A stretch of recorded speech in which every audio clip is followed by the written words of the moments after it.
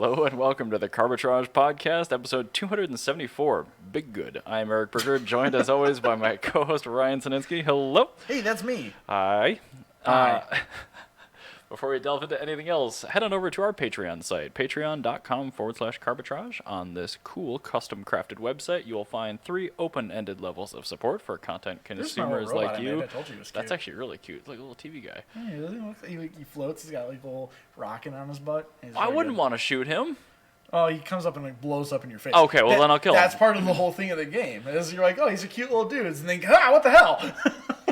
To support content producers like us, starting at just $1 a month, patreon.com/carbitrage. I am actually not going to drink anything this episode because that tall boy was tall. I have not had lunch. All I had was a chocolate volcano croissant from Dumb Brothers in downtown Minneapolis, which is the cutest coffee shop. That is a very nice looking building. Yeah, it's a very cute building. Anytime I see a limestone foundation, I'm like, yeah, okay. It's cute. However, that being said, I do not intend on drinking anymore until I have actual lunch. So I don't blame you, especially with a little more inexpensive beers. I tend to like having a little bit of food in my body. So. yeah. So anyway, Yeah, let's talk about stuff that's going to break soon. Yes. So the VW Buzz, I keep updating you guys on the Buzz because our number one Patreon patron, shameless plug, Scott, my brother, has one of these as on reserve as you could in the United States. Yes. But even though these are on sale in the rest of the world, the only versions on sale are short wheelbase, rear-wheel drive, small battery, and they have just given us kind of a teaser of what a more similar long wheelbase spec will look like, and that's very likely what we will get in North America. Okay. So the longer wheelbase version is going to be getting obviously a front motor as well as the rear motor, and it's going to go up from 204 to 335 horsepower. I love that everything's rear motor now. It's fantastic. Like EVs made everything rear-wheel drive. That's a good thing. Thank you, Imiev. Yes, this is good. Yes.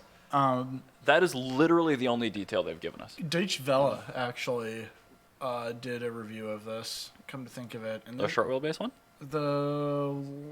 both. They did the short and they had a quick drive in the long, like not like the production long, but like in like a prototype for what the long will be. That's kind of cool. This is pretty good. I like Vans. They really liked the short wheelbase. Like they gave it a glowing review. Deutsche Welle does not give everything a glowing review. Well, I assume the rear-wheel drive, like the turning radius, has to be fantastic. Yeah, they said the car handles like the van handles really nicely. It's got like low center of gravity, obviously helps a ton.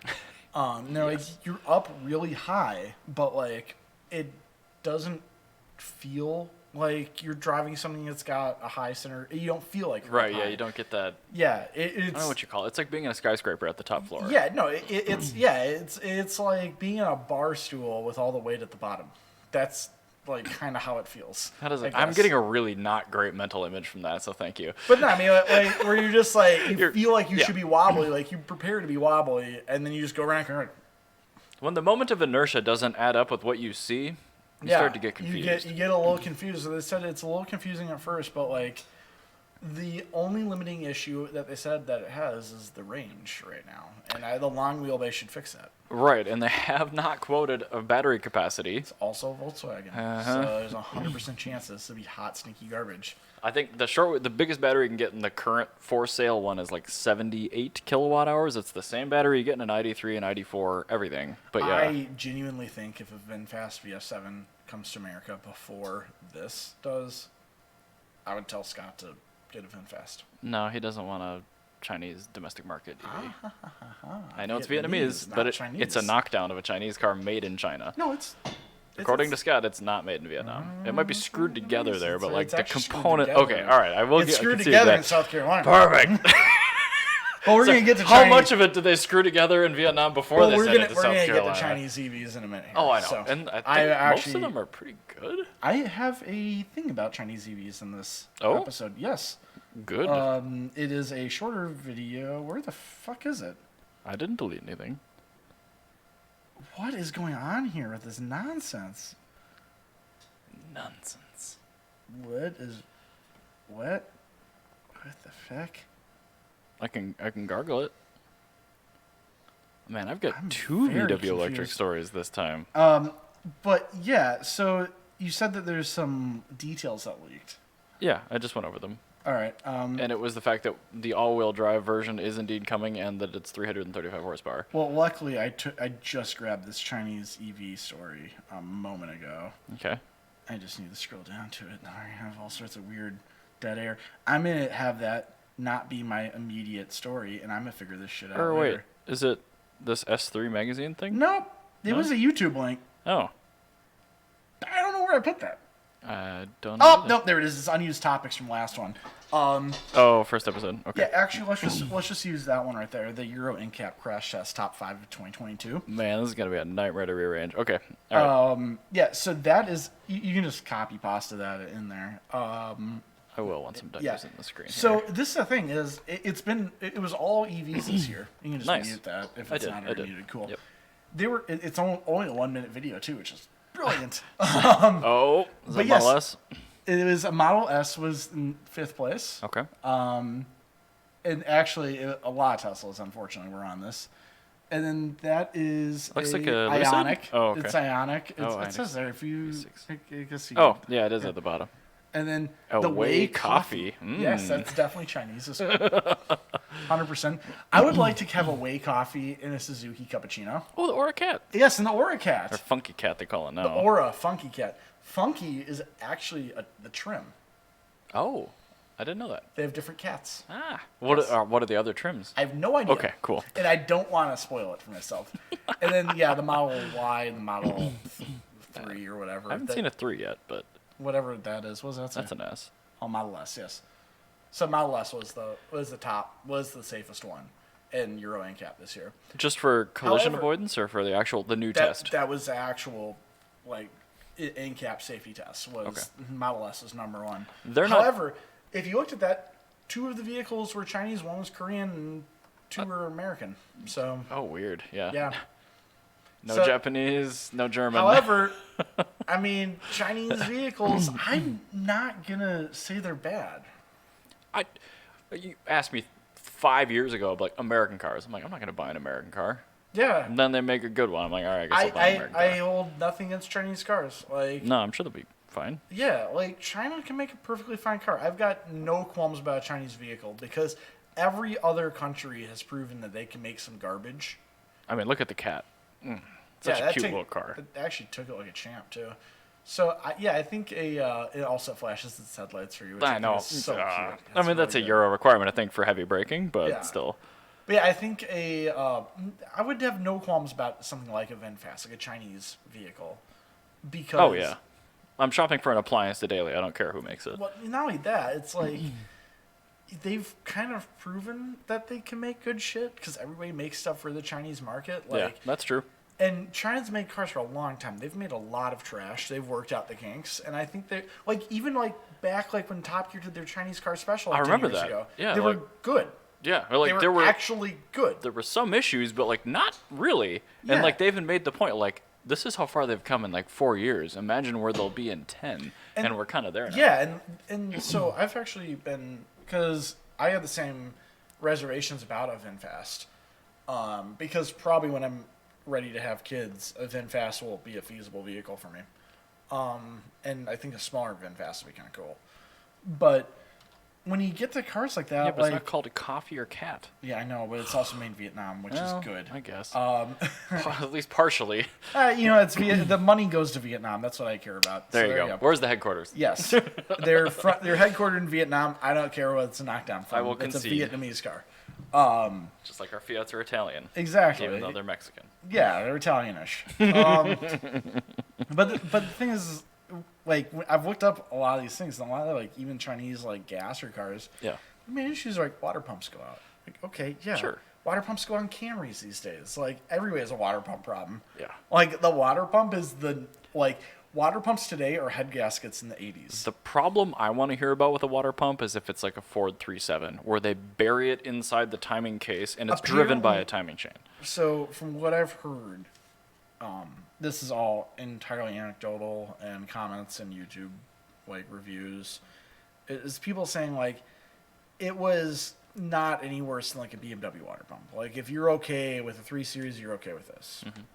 But they're otherwise no other major issues. You keep up on your oil changes, no timing chains, It's probably either cloned from or bought from some other company. I doubt it's a ground-up new engine. And so also, the thing is like, China's really good at copying their competitors and making something that's marginally better. Mm-hmm. And also, they've been making water pumps for everything else for us for the last, 30 years. Yeah, like, if you think that you're, like, Jaguar is going to not have a Chinese water pump thing again, like, they're definitely eating everybody's lunch for a reason. So. Yep. Yeah, so they're doing what Japan did in the 70s. And they just lifted their zero tolerance COVID policy at work now, too. So hopefully their economy boots back up a little bit because they've been in dire straits for the last couple of months there. Yeah. They've had they're still having problems. That's new problems, though. But at least Happy Chinese New Year yesterday, I think, or no, it's soon? coming up. It's coming up, I think. Okay, fine. It happens after.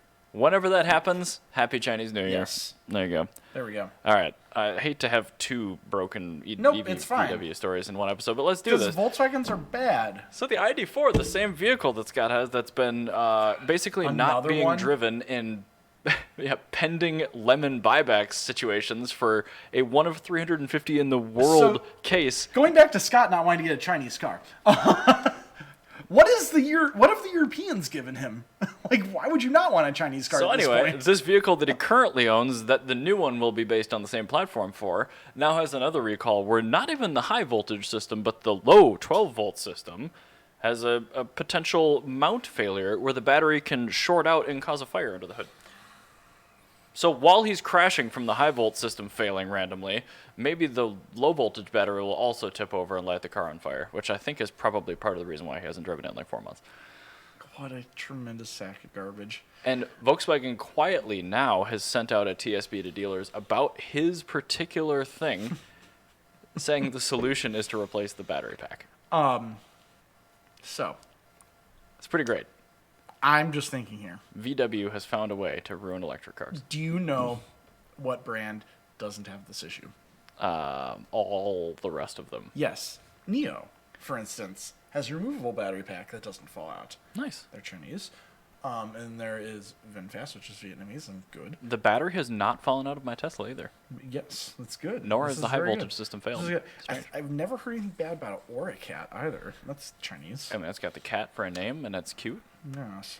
I think a Chinese communist car is what Scott means. Because it's not a Chinese thing, it's a communist thing, because Vietnam's communist-y as well. And similar to... What if they bring back the company Trabant? Fun fact, actually. Electrically.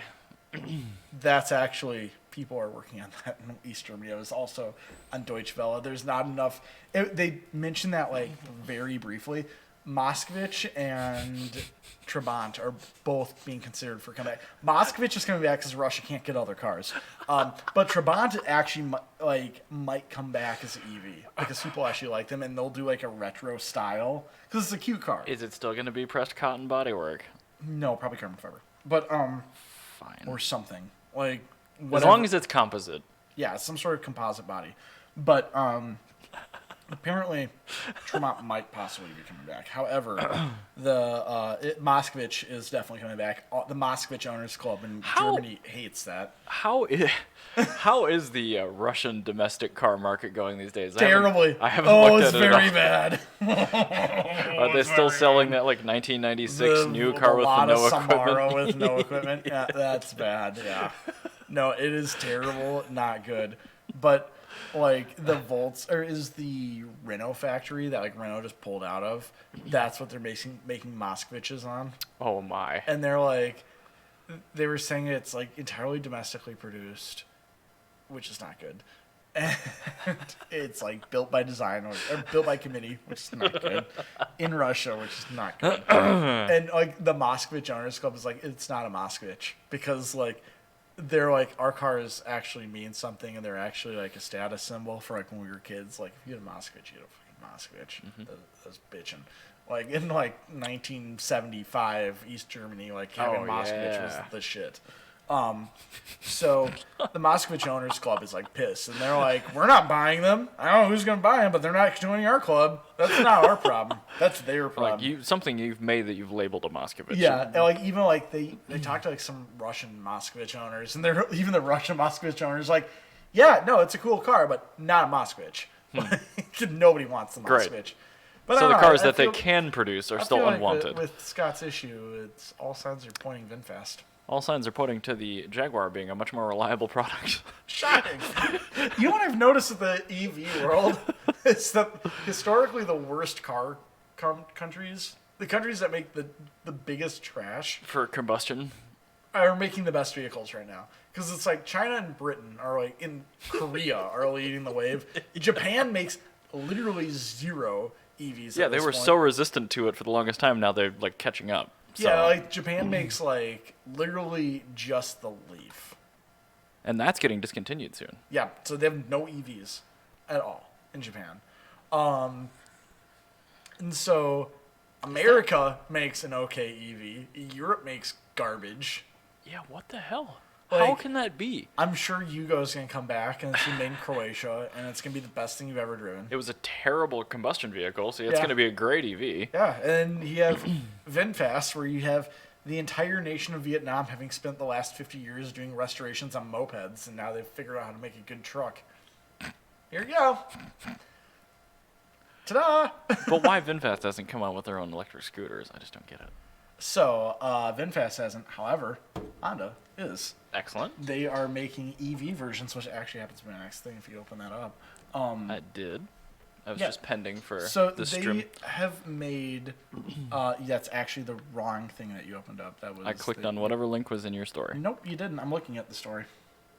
S3 Magazine, Echoes. No, I'm talking about Honda makes nifty EVs. Whoops! That is We're not... all mixed up. So Honda makes cool EV motorcycles. This So you is want all me to pull fucked. that one up next? Yeah, because I'm already talking. So go with the words that are coming out of my mouth. Thank you. Sorry. Okay, there we go. There we go. Cool. Honda makes cool EV versions of existing small motorcycles. Retrograde. Yes. It's all very close. Also, we're clearly not doing World Cup of Cars because it's still fucked. Sorry. Mercury's in retrograde. Oh. It will not be next time. We'll fix it. Both times we've done World Cup of Cars, it's been a gong show. I'm sorry, everyone.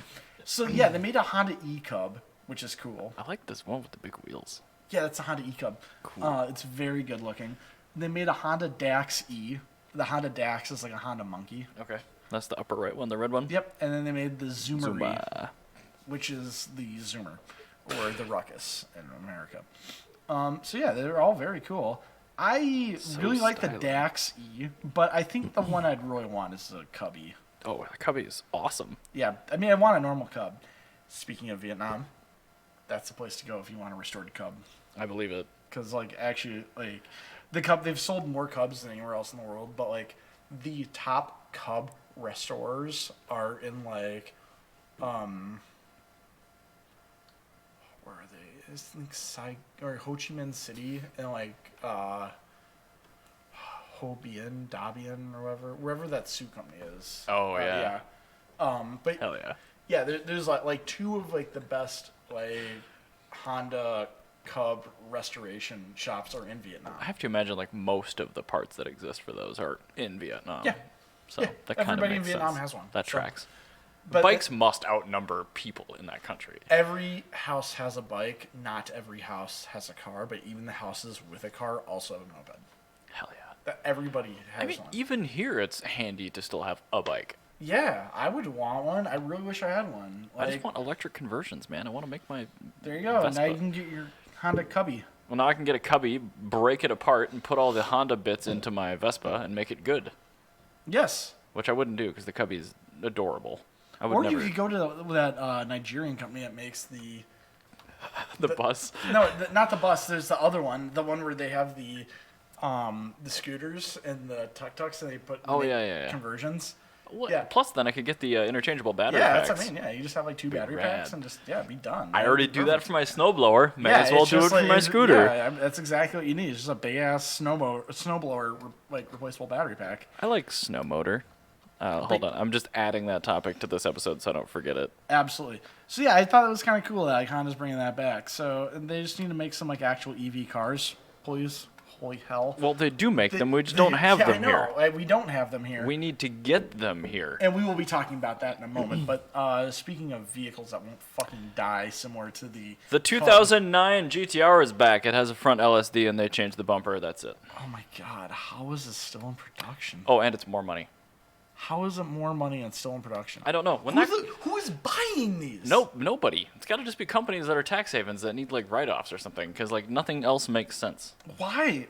What the fuck? Nah, I'm done with that story. That's just it. That is like a Countach. Like it has literally been in production for as long as the Countach. Yeah, but the Countach never got uncool while it was being made. No, but it was the fastest car in the world twice. This needs to set another Nürburgring lap record for a production car, and they could be like the Nürburgring Countach. But it's not gonna, because they're not changing it.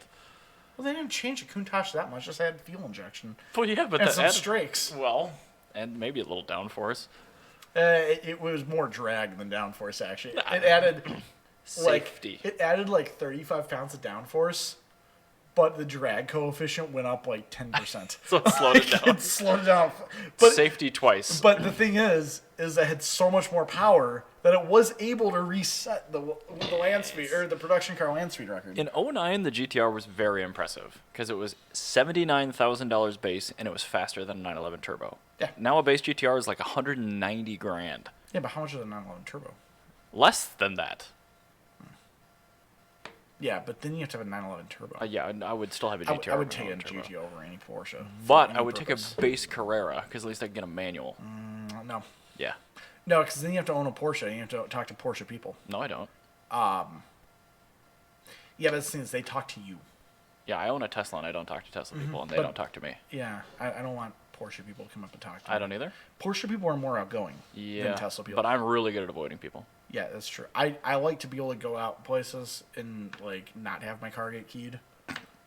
So, also, that is very true. Yeah. People hate Porsche as a brand, like the owners. I'm like, good. It is Yep. very earned. Yes. Every Porsche person's bad. Like Scott They're stories not when he good. drove his silver 911 from St. Paul to Stillwater. Like, how many times you get like honked at, flashed, Oh, cut off. I give people I'm taking the middle finger just because I see them.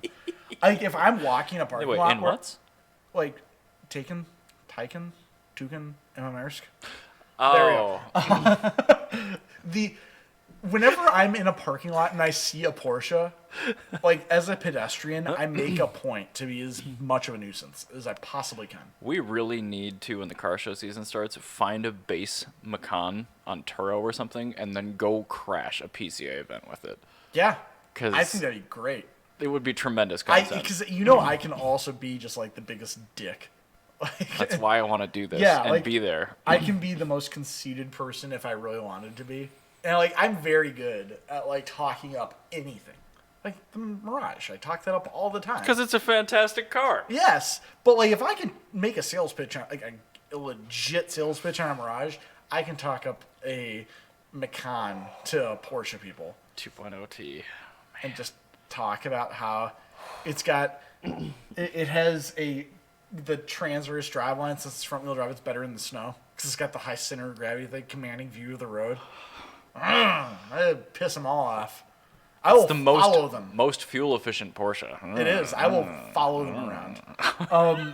They will not be able to escape me. I'll probably get punched. You're gonna need Porsche jackets, a Porsche hat, Porsche shoes. Oh God, yeah, that'd be just be so bad about it. Talk about Porsche and sports. Know like 5 sports facts to hit people with. Because I know nothing about sports. I would have to memorize them because I know nothing about sports either. Yeah, and they immediately leave my brain. I'll read it off of a note card. So, S3 Magazine. Okay. Actually, yes. Finally, we're on track towards the end of the episode. S3 Magazine actually have begun echoing what we've been saying. And I find this very interesting because the editor, Jonathan Woolley, is like traditional car guy. Good. Like, he is... Hello, Jonathan. He has... he's car guy. He Trumper, white guy, lives in Florida. Okay. So he's a YouTube car guy. Got it. No, he's just car guy. You know how car people are for the most part. They're pretty much all like that. I guess. Yeah, that's how every car person is, really. It's how all crypto people are too. I'm car guy. used to it now. He's I understand, car guy. Yeah, but like he's a car guy.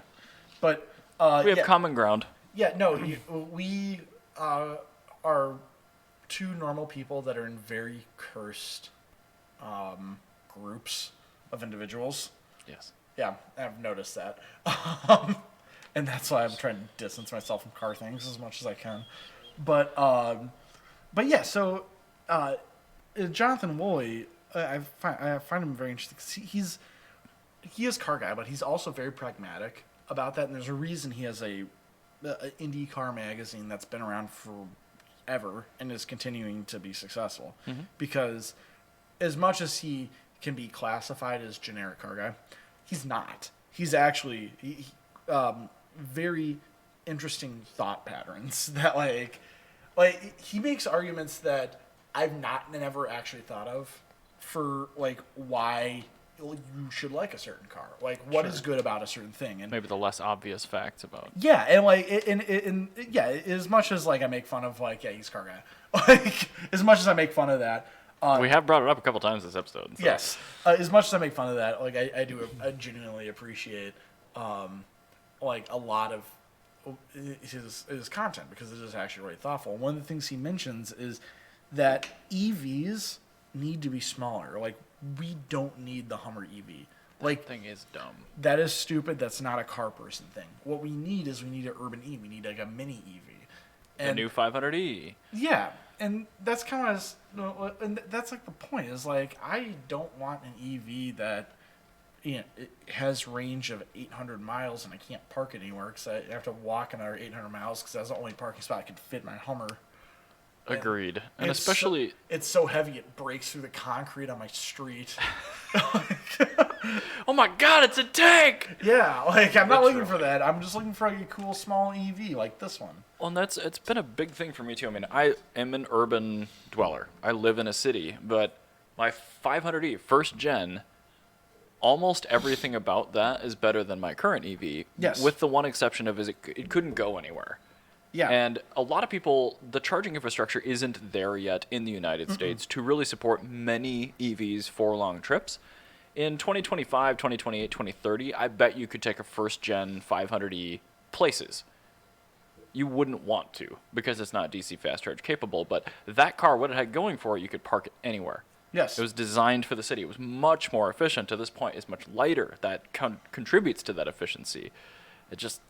everything about it's a lower carbon footprint. You need like less regen. You need less friction brake. Mm-hmm. You need less motor to make it go, which is a smaller inverter, a smaller battery pack, a smaller charger, smaller wiring in your home to sustain the same charge time. Yes. Everything. Most importantly, it's more dynamic. It's way more fun. Slow car fast is the same kind of thing. It's that's the thing. It's like I'm never ever in my life going to buy a Tesla because the only one I want is the Tesla Roadster, and those are impossibly expensive now. Yeah, first gens really shot up. Maybe they'll come back down though. No. They're collectors now. Ah, great. Yep, they're not good done. though. No, they're not. I don't want them to be good. I just want it because it is the stinkiest version of a stinky car that I could possibly get. Like, let me get a Lotus, but make it a Lotus made by a company that doesn't know what they're doing. A really heavy Lotus that doesn't handle. Yes. And is broken constantly. Yeah, I'm here for that. All right. Because, I mean, who the fuck cares? It's a Tesla. It's going to be broken anyway. I enjoyed an 08 riding in one of those for the first time. But the thing is, like I don't really want a 7,000-pound Ruby, and I don't want a 9,000-pound Hummer. I want a 3,000-pound city car. Weight hides fun. Yeah, and, like, I have a gas car for when I need to go to Duluth. Right, and that's the one thing. If I had a viable long-range petrol burner or diesel burner, I would still probably have the 500e because it handled my daily commute stuff perfectly. But that's the thing is, like, if you look at my carbon footprint, how much of my carbon footprint is spent doing long commutes? None. Well, yeah, you work from home most of the time. But no, even then. Like, long commute, like, long drive, I should say, not a commute. Yeah. But, like, what percentage of my carbon footprint is spent driving more than 60 miles? I was going to say, what percentage of the amount of time you get in a car and turn the key are you driving longer than a 20-mile distance? Exactly. Like, almost never. This drive from my house to here is the longest drive I normally take. For me, too. Yeah, but, like, genuinely, even if I lived in the country, like, if I lived in Dassel, Yeah, I wouldn't want to. I wouldn't live long. I'd kill myself. But the thing is, which would also be good for my carbon footprint. But the thing is if I lived in Dassel, like even then, I'm still driving from my neighborhood to the grocery store to the like a restaurant. Yeah. Like I'm still like it's a little bit further, but still does not necessitate a gas car. Buying on the butt sometimes is what everyone does here. Yeah. And since I only have one winter daily, that isn't really a sometimes for me. It's rare there's a day I drive less than 100 miles. Yeah. So for my purposes, my car is the shittiest EV I can own. It's just the cheapest one that does that range. That's just what it is. That's why I own it. So the only place that would, like, if you live like on like the Navajo reservation, I understand having a gas car. I like all these rural places you're coming up with. Like, just I have to think of the most ridiculous place. Navajo reservation. Like Pipestone's coming up next. I guarantee it. No, Pipestone. I was gonna say Pipestone. I'm like, what's further away from everything than Pipestone? I go, ooh, the Navajo reservation. Yep. Yeah. Because driving to the grocery store from like some of the neighborhoods, you have to go into a different state briefly to get into the grocery store parking lot. It's like East Grand Forks. Yeah, like if I live somewhere like that, then yeah, that makes sense to buy a gas car. But like I don't. Or a fuel burner at least. The overwhelming majority of Americans do not live in that area. The overwhelming majority of Americans need something that can get you, to and from work. And I wonder what percentage of the American populace that owns a home, which already is a significant cut down, has two vehicles. Because Well, and furthermore, what population of America has a parking area the size of an SUV that's spare and unused versus has something that's about legitimately a third that size? Right. Like my Fiat is a perfect size. If my Fiat was a full-size car, I would have a problem with it. I would have a huge problem because I can't fit it in my garage. So I have other cars in my garage. a lot of garages are small. It fits exactly in my half driveway. It is a very small car. Now you get something that's like a Fiat that's electric, like this Mini here that they reviewed on S3. That's what Americans need for an EV. Yep. Like that's your commuter. Like my Fiat is perfect for getting groceries. For like if Jan and I go out on like date night, we usually take the Fiat because if I'm parking downtown Minneapolis, you can fit into spots that are vacated because nobody else can. Exactly. Like I miss that so much. Last time we went out to get sushi at Sushi Train, which is downtown Minneapolis. It's right next to the. I've been there. Very expensive. Yes. It's really good. And it's not that bad. I bought the wrong color plates. Yes. You buy the green and red plates. Yeah, I got the purple one. Ooh, no, you don't do that. Don't do the purple. No. Nobody told me, Ryan. It says on the wall. I don't read well. Well, that's your problem. It is my problem. So. We've established this many times. With that, I had to park on the far side of Brits to find a parking spot that was the size of the Lexus ES that Jana has. There was a parking spot in front of there that had two SUVs that were sandwiching the spot that the Fiat would have fit in perfectly. Last night, went to Parlor, North Loop. What was right in front of the restaurant? Yeah. A spot even my 124 could have fit into. But you had the Model S. I was driving a similar container ship. Yes, it was a massive vehicle. And that's the thing is, I don't need that for my commuter. Like, no. And the thing is with the Fiat, back to my purchase decision with that, I got that to be a little bit more sporty for the intention of when we go out on date night. I want to have like a more fun car. But I also don't want to own, I want something that's in between a Festiva and an MR2. I want something that's not quite a sports car. It's something that's not quite like an Econobox. I want something that's a sportier Econobox. I don't want a Festiva GTX. That's what this is. And like an EV car, like you were saying, that 500E was based off the Abarth. So it is a more fun car. Well, like, they did that because it had bigger brakes, because it was a heavy... Exactly. It was beefier. Ultimately, it resulted in a more fun car. I would posit that the standard 500 is faster. No, but... Not faster, more fun. Sorry. I don't know. I've driven your 500E, I've driven a Pop, and I've driven mine. And I would say... The Sport was so good. The Sport, I should say. I don't know. I drove a Pop Auto, and the thing was... I did not like the transmission, but, like... It's hard to have a bad 500. It is. They're all good. They're yeah, all I'm not even good. gonna, I'm not but even I'm going to say them. is like I like the 500e more than the Pop because the 500e has the torque that is inherent to an electric vehicle. It is hilarious. So that's the thing is you can have more fun. Yeah. Oh, yeah. Right, that's 0 to 30. You have more fun in a 500e than you do in a Pop. That's what I'm saying. And you can gap Evos. I mean, come on. Yeah, it's actually a really fun car. And a lot of Americans, I've yet to see an American drive an EV and say they dislike it. Yeah. Every single person that talks shit about EVs has just not driven one. Yeah. It's EVs in 2022, 23 are... I know, yeah, I know. It's a Honda Civic in 2010. Like an EG Civic. Like, you talked all the shit in the world about them in high school, and then Trailer Park Girl got one for a winter car, and you go, oh, I get it. I bought that. Yeah. Yeah. You go, okay, this makes sense now. I understand why people like this. Yeah, It's still wouldn't buy them, but they are so good. They drive so well. Yeah, but that's the thing. It's an eye-opening experience. Mm-hmm. It is better than the sum of its parts, and that's how EVs are. Like, it is difficult to have a shitty EV, and true. Like the only way you can make a shitty EV is make it into a big, heavy truck that can't go off-road. Same thing with the 500. It's difficult to have a shitty 500. The Yeah. worst one is like an X Auto all-wheel drive. Even then, it's like... Oh, that's still pretty good. Yeah, even then, it's better than a Acadia. It is a remarkably good car. So If the formula is solid, which in this case is a lightweight, small car, yeah, and I think... it's gonna be good. And yeah, so I think... S3's onto a thing where they said, like, you know what, the Paceman, like, if you're going to have an EV, have it be something like this. Have it be small.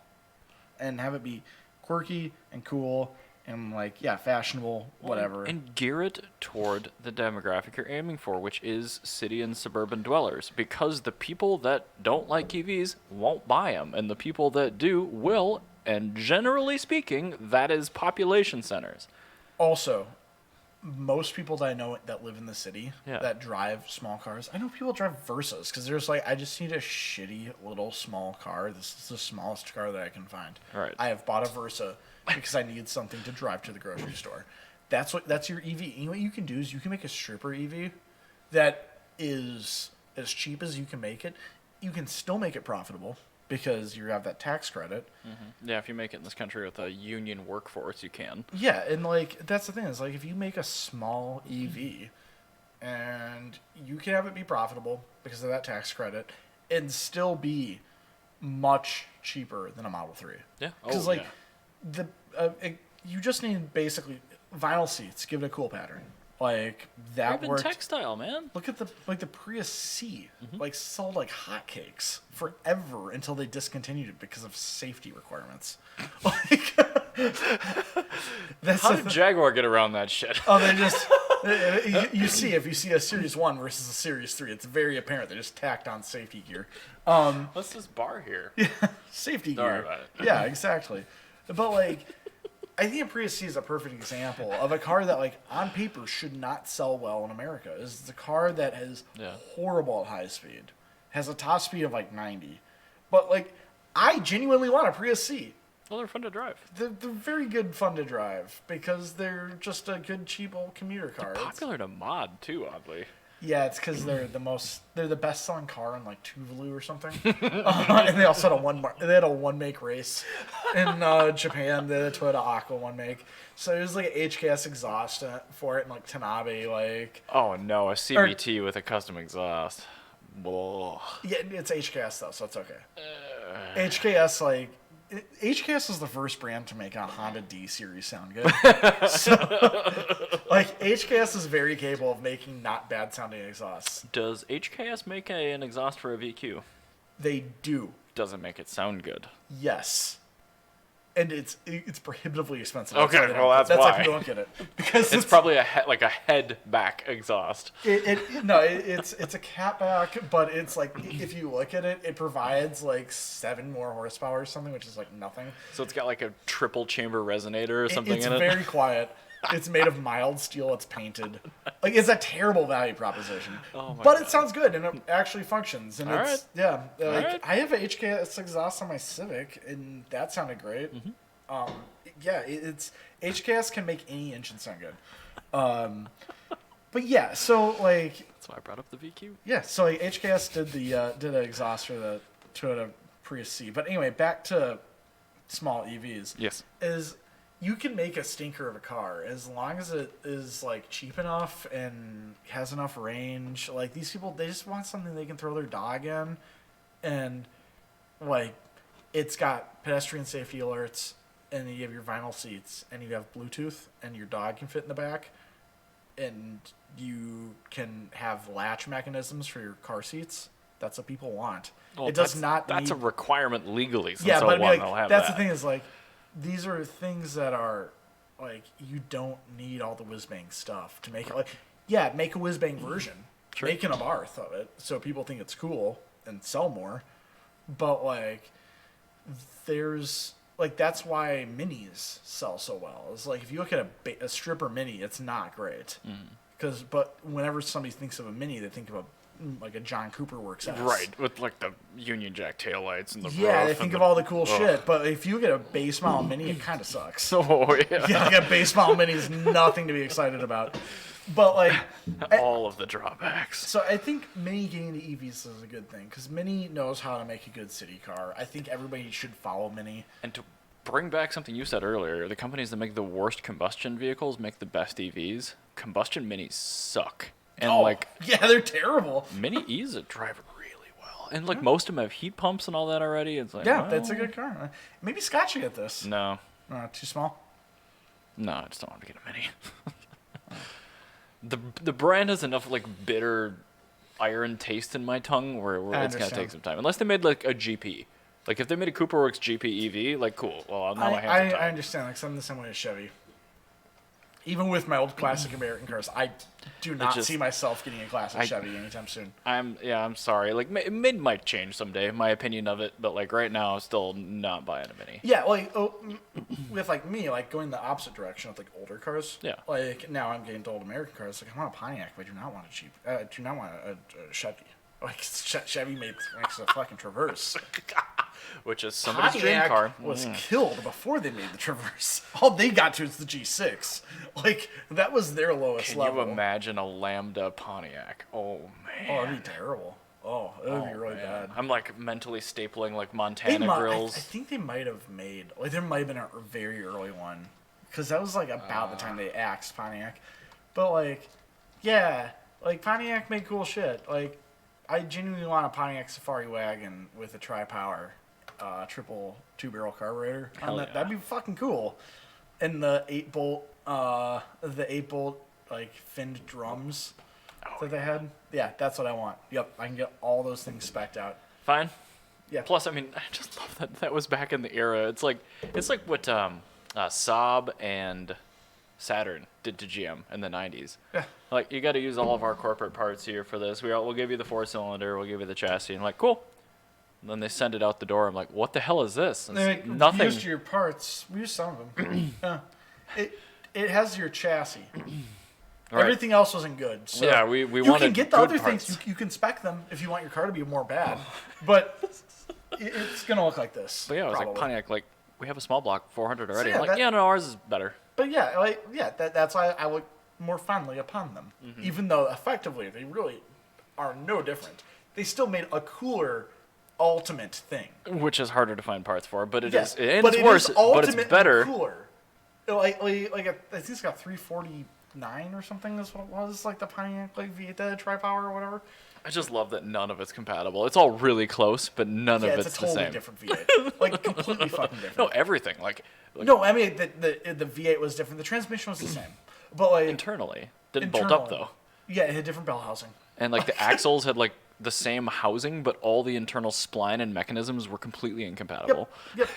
Yeah, It's I like, love that. okay, Yeah. all right. Yeah, give me I'm ready. that. Like that's cool. And so like now that I'm again going back to my thesis here, if you make a cool city car EV as an option, like you don't even have to sell any of them. You don't have to they can all be made to order. And just like, even if it's sold exclusive to a car share company like Eevee, that's using all the bolts and everything like that. Yeah. Like, it would be a better service if it was smaller, Yeah. Yeah. Just cheaper, shittier EVs than the Yeah. Bolt. And like, the Bolt is already the cheapest, like, tax credit eligible EV you can buy. I can't believe they still make that. I can't either, but it's down to like, there's no, I don't even think they're credit eligible because GM burned all that. Maybe they are, but they're like brand new, 26 grand. Like, if you go out and bought a 64 kilowatt hour EV brand new for 26 grand, 26 grand is that price point where people will actually buy cheap. it. It's so cheap. It's actually a price point where people will buy it as a new car. But it's not quite small enough. Like, it's really narrow, but it's not quite short enough for city use. Like, it could be a little shorter. It is the way that it is because it has range. You need something between an i3 and a Bolt. I love the i3. Yeah, i3 is It's a great car. I love the interior in that car. I like how dumb the tire size is. It's a super dumb car, and it's bad, but it's so good because it's bad. I want that's a car. They are too expensive. That is a Darren car. Especially like an early 24 kilowatt hour one. Yeah, i3 and like a Mayev. Like those are just stupid. A friend of mine is a BMW tech out in Colorado, Anna, and she posted an Instagram story of replacing a Rex engine in an early i3. Boy, howdy, does that thing look buried. The process looked very expensive. That sounds horrible. Another reason, never buy a Rex one, because it doesn't come with a heat pump anyway. Yeah, no. Yeah, no. Get a regular i3. But later, they updated the battery 3 times. It's really, really hard to figure out which one's which. And they had an i3S, which widened the track a little bit and had a little bit more power. Oh, really that's cool. Yeah. I bet you could probably find something like M-Decoder or like Beamer work. Well, it's model years. I mean, you can look at it that way, but there was like splits in mid-year. But I looked, an i3S costs the same as my car does. So it's that's so stupid. It's really dumb. That's really dumb. No. So until those get cheap. Yeah. No, we're done here. Anyway, let's move on to the USPS. USPS. Okay, so let me open this up real quick. There's been a lot of back and forth with like government contracts and new replacements for the Grumman LLV, but a lot of what's been presented has been still combustion. Luckily, they have actually signed now, so that new one is actually kind of stupid enough that I kind of like it. I think it's gonna grow on me, but like it's already grown on me. It's so stupid. It looks like a Pixar car. But it really does. It's just set up for the eyes. Yeah. But they have about 100,000 delivery vehicles in their fleet in the United States today. A lot of them are Grumman LLVs, but not all of them. You know, they've got like Metrises, they've got Transits like shown here. It's so funny how they get rid of the Mercedes logo on the Metrises because like every Republican just lose their fucking minds. Well, and that was even we covered it I think when they were buying all those for the USPS. Like it didn't even come as an option. Like it just comes with the USPS flying bird or whatever. Yeah, you just take off the Metris sign because you're just not going to deal with the Mercedes. Correct. Get that foreign job out of here. Yeah, it's not a foreign job. It's made in Alabama out of a closed GM factory. Oh my god! Sorry, I know, dude. Right? You don't have to explain it to people of the state. I'm so happy that nobody. It is becoming hard to find people who are actually, I buy American brands because of America. That's actually getting hard to find. Because it's been disproven so many times, even by the terrible news outlets, where people have to know now. Yeah. I'm like, your Chevy isn't made in the United States, and that Mercedes is. Yeah, that's exactly what it is. There you go. So. But, again, unless you live in one of those factory towns or the state, you might not know that. Anyway, back to USPS. 100,000 delivery vehicles. They have now signed and committed to, over the next 5 years, replacing 66,000 of those with electric. That's good. So, and that, like, can you think of a better use case for electrification than a delivery vehicle? I'm thinking of, like, that last, 34,000 that they haven't replaced. Like, that would make sense that those should probably be gas. Because those are probably the rural ones, right? Yeah. Those are the Navajo reservation ones that are like way out in the middle of nowhere. Like there's no infrastructure there. Correct. Or like, have you seen the Ford Raptor? This delivery truck? No. There's a Ford Raptor mail truck in like the mountains in like Wyoming. No, it is a requirement because it has to go over like 8 feet of snow, and it's got like a 1 foot lift kit on it and like 45-inch snow tires, and like the fenders are just don't service those people. The fenders are just cut out entirely, and they just have a big piece of like plastic where like they've made a makeshift like fender. It's just Kydex that they've just formed. Pretty much, yeah. It's like it's insane. I need to see if I can find this. But yeah, no, there are definitely not all of their vehicles can reasonably be replaced with electrification right now, but a lot of their routes are just like people that live in cities where they're doing 20, 30 miles a day tops. Oh, it might be a Dodge TRX actually. Oh, okay. But it's a stupid mail pickup truck. Sure. I respect that. That's one of the only use cases where I could kind of condone that. so I'm fine with it. But I don't know exactly how many different contractors they are going to use for this. I do think most of them are going to be this Oh, here it is. really ugly Pixar car thing, but I found it. delivery vehicles like garbage trucks, all this kind of stuff should just it blows my mind that they are not all electric. It yet. is in Yellowstone. That's where it is. Do you have a link? Yes, it is a Ford Super Duty. It's not even a wrapper. It's bigger. Where I'm putting it in. Just give me a second. Give me a second. It's all taking a long time. No, that's fine. My computer's upsetty spaghetti. Come on. Freddy upsetty spaghetti? There we go. All right. This mail truck is insane. Look at that lift. Oh my god. Look at that bumper. But like, it's also it's a requirement. Yeah, that's some wide tires. Oh Yeah. man, that looks like an Arctic truck. That's just how it's like literally a 40-inch tire. Like, it's insane. Oh, and it's the width is what throws me. It's like twice as wide as like a trail tire. Yeah, no, it's a huge because it's got all this weight and it has to like Right. at that point it can't break through. Yeah, it has to just I'm sure they air it down too. Oh, I'm sure it's got central tire inflation. Yeah, that's an insane mail truck. But yeah, this is what I'm talking about. Like, this is why not every mail truck is an EV. Sometimes you literally need that. Yeah, but sometimes we Yes. come back to that. This is not an this is not Pipestone, Minnesota. No. No, this is literally It has stone in the Yellowstone. word. It Yep. does have, yeah, but this is a requirement. You are in the mountains. You have feet of snow that you cannot go through, and there's nobody to help you. If your truck gets stuck, you're stuck. You will be leaving. And you will die. You will be leaving in May as a skeleton. Correct. By bears. I do like the Kydex fender liners. Yes. Those No, are- I was not lying. It was literally like they just cut the entire fender off and they just made. None of what I said was an exaggeration. Nope. It's lifted about a foot, Yep. and it has Kydex entire fenders and gigantic, like 45-inch tires. And they're so wide. But yeah, you know they used a Super Duty just because it was the cheapest thing they could buy new that had solid axles front and rear. Oh yeah, no, look, it's a Super Duty XL. It has that unpainted grille. Oh yeah, that's XLT for sure. It's probably got a 5.4. XLT is the base nice level.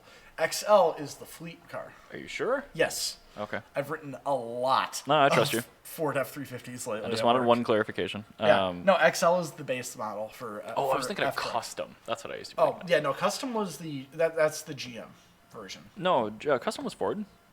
Like back in like the early 90s, late 80s. Like if you bought like a Ford F-150 Custom or a Ranger Custom, like I think that was the base trim on those. I'm pretty sure it's still XL because custom was definitely used by. It might be. Because it might have been when you could just tack on different packages. It's like, Okay, yeah. All right, yeah, you're right then. Okay. but like they must also, have switched. that's at some got a painted bumper. That's got a chrome bumper. Well, yeah, work trucks had chrome bumpers, didn't they? That is an option. Oh, maybe this is one tier up from That is XL. one tier up because you could get a gray bumper. All right. There's a gray painted bumper option. I've been in the gray the gray bumper one. That's awesome. It is incredible what they can like. Those when are they only sold to forestry services and fleets or something.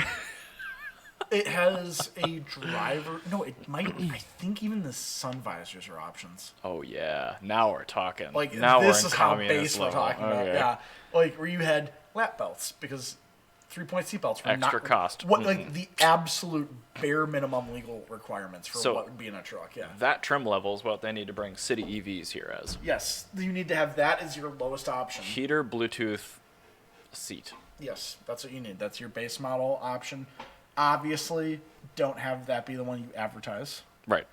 Like, have that be like the bench seat Mustang that they didn't talk about, but you could totally get.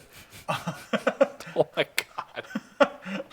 Like, Yeah, no, the product photos. If you open up all your of the trifold, have all your product photos be of the high trim level, but make sure the cheapest one is absolutely affordable. I'm just thinking of the 90s like auto show catalogs you picked up from Infinity where you open up the trifold and it's like this panoramic shot of an interior that clearly isn't installed in a car. Yeah, but no, it looks it's just way gorgeous. too nice of And an this would interior, be yeah. like a panoramic shot of that with no equipment and Yeah, cloth just like seats the and absolute like butthole of like 64 Mustangs. vinyl floors. Okay. Let me see if I can. I think I forgot the 6 in 1964. I do wonder how many of those Rivian van things Amazon will end up putting into circulation over the next 5 years. Like, what percentage of their fleet? I'm sure they're kicking them out It's going to be most of them, I'm sure. They can, but... So I found a photo of the 64.5 Mustang bench seat. There it is. Oh, I found one. Oh, that is a 1964.5 Ford Mustang with a bench seat. Oh my God, it's so pretending to have bucket seats too. It's a bench it's that's totally upholstered a bench, to look like. They had different upholstery for sales. So when you walk past it in a grocery store parking lot, it looks okay. But when you get in, it is totally a Ford Falcon bench with some different upholstery on it. But it is not good. But yeah, no, those are actually hard to find. I believe it. It is objectively hard. But that's what you need to have as your actual base models. You need to have something on the page, like with Mitsubishi saying you can spend $100 a month for your Mirage. Yep. You don't want that Mirage, but it exists technically. Yep. So, and if you want to order it, it does exist. Also, speaking of the Mirage, I guess we should end this out on this sad news that the Mirage has been discontinued in Japan. That was the last place it was on sale, right? No, we can still buy them here. Okay, good. But this explains why I could not get a yellow manual last year when I was looking for one. Oh. Because before my work, and job and everything, got really tight with income and everything. I was considering trade, when before the recession went, or the inflation went bananas, but gas was still up there because of me. Basically, there was a 2-month period where Vladimir Putin fucked up the fuel prices, but the rest of inflation hadn't caught up. And I'm like, maybe I should buy a Mirage. And I was very hungry to get one. And I was absolutely intending on ordering a brand new one because I could get it for better financing and all that. I'm sure too. It was cheaper than my Fiat. It was $150 a month. Instead of $250, that's cheaper than I'm paying now. Okay, cool. For a brand new car with a 10-year warranty, deal. Yeah. And I'm not to mention it gets 45 mpg instead of 30. My only stipulation is it has to be manual and it has to be in a color. And I couldn't even get a red manual because they were sold out of the red manuals. We found a red manual at the State Fair. Brand new. Oh.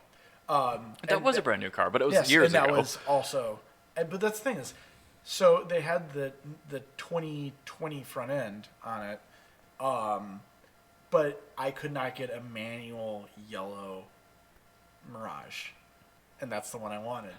And then there was I found that I could get a red Chevy Spark with color matched wheels and manual transmission and crank windows, which is fucking great. That is really cool. And I was ready to buy that, and Jana said no to that because she says no, that's too shitty. I'm like, color matched wheels though. Yeah. Oh, it was good. You could buy it brand new like that today. Wow. Yeah. Okay. Yeah. I mean, I really love Fiat 500 though.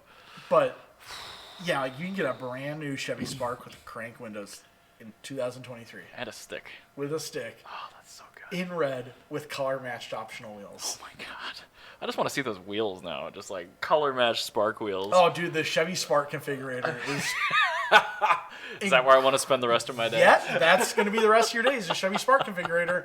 It's really good. It's really, really, really good. It is so incredible. Then it just does it redirect to Daewoo's website and then it just overlays a pop-up ad of GM on top of it? The background photos, before you get to the actual configurator, the cities Asian metropolises look a little bit different. Mm-hmm. There are telltale signs. It's playing GeoGuessr. You can tell. It's you look in the background photos of the stock images and you're like, ooh, this is definitely shot for the Korean market images.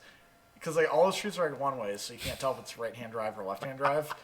And the windows are the car's at an angle where you can't quite see where the dashboard is. Yep. It's a front end angle. It's a really low shot. And there's two people in the car. And you're like, and you're you look at the restaurants, and you're like, that looks like a Korean restaurant. Mm-hmm. Looking for script here. Yeah, and it's it shows you the supermarket parking lot, and you go, that's a really small parking lot. Mm-hmm. I don't see any Hummers in there. Yeah, these parking spots are the size of this car, and the cart corral holds 3 carts. And they're empty. You're just like, It's Korea. This is totally South Korea. Not the United States. Absolutely. Why would they spend that money to reshoot that? Yeah, Absurd. I would definitely recommend looking at the car configurator for the Chevy Spark. Dangerously, you might buy one because they're cheap. I would consider the Spark EV, but... Well, let me tell you, 3 Netflix subscriptions per month is what the basic monthly payment is for this vehicle. It's that cheap. I am really close to paying off my car now, and I'm just like, I am so looking forward to not having a car payment, period. Your car payment is so big. Oh, it's more than my house, yeah. You could buy many. You could have a fleet of these cars. I am not interested in visiting a fuel station in the winter ever again. You don't have to. Yes, you do. No, you have so many of these cars and get like 50 miles per gallon. You just run one to E and get another one. And you'll have enough cars. No, Ryan, because that's... Your monthly payment, and your insurance payment even, will be less than the Tesla. And then you were talking about how, like... But in the spring, then I'm going to have to fill up like 80 tanks, and that's what I have to deal with right now. It sucks. All these tanks... They're 9 gallons. Yeah, it doesn't matter. I only know that because the person I met up with again last night had a rental Spark. I'm telling you. And she's like, I'm not used to it because my Mazda 2 had an 11-gallon tank, and this has a 9-gallon tank. I'm like, interesting. You could own a fleet of these Chevy Sparks for the price of your Tesla, and then you'll never be bored of them because you can get like little variations. No, I'm good, thank you. You can get different variations. No, I'm good. They have different color match wheels. No, the color match wheels are a la carte, so that you don't even have to match the car. You can just get like blue wheels on the red car, and that nobody can tell you no. Ryan, the biggest problem I have in my life right now is I have nobody to tell me no. Okay. Perfect. No. This is a car for you. I already make bad decisions. You don't need Mama Mary telling you no. You can't put your blue wheels on your red Chevy Spark. Somebody should tell me that. You live in fucking the U.S. of A, and you can do whatever you want with your Chevy Spark. It's a perfect car. Somebody should be there to tell me no. They should. Anyway, on that bombshell. All right. Bye, guys. Bye.